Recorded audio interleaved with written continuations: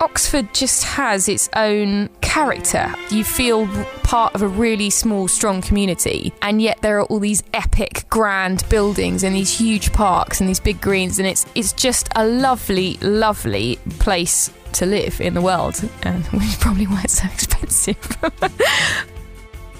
I think I'm independent. I have my own car. I support myself with work. You know, I can pay my rent. I can look after myself. It's important to me. I think it's always nice to know that there is someone there to look after you, but, you know, you don't want to be constantly relying on your parents or a bloke.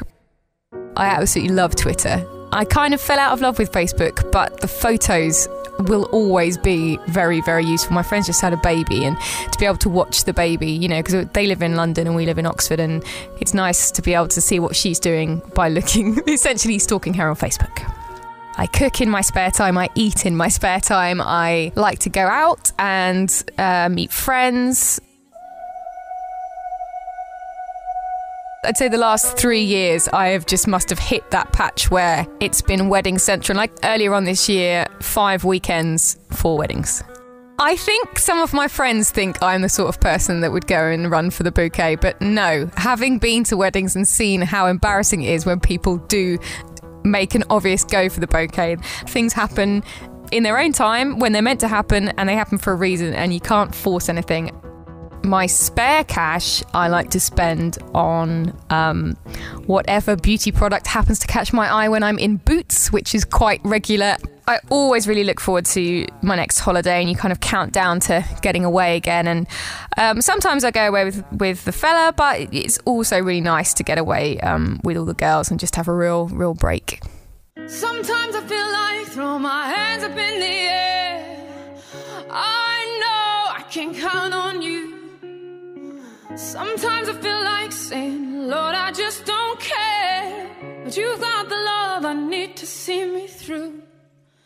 Sometimes it seems if you'd asked me how I wanted to sort of fall in love, I would have gone for the big explosions and fireworks thing, but actually I am way more happy with someone that I got to know as a friend first, and then suddenly thought, oh my God, I'm actually in love with you. Where did this creep up from? Being in love is the best thing ever, I think. I have 2 best friends. When we get together as girls, I think our other halves would be quite horrified about how much detail we go into and how much we give away about them and us.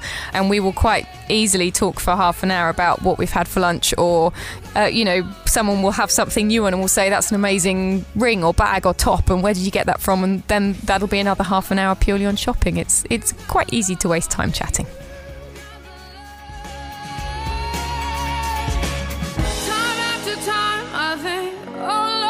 what's the use? Time after time I think it's just no good. Sooner or later in life, the things you love you lose.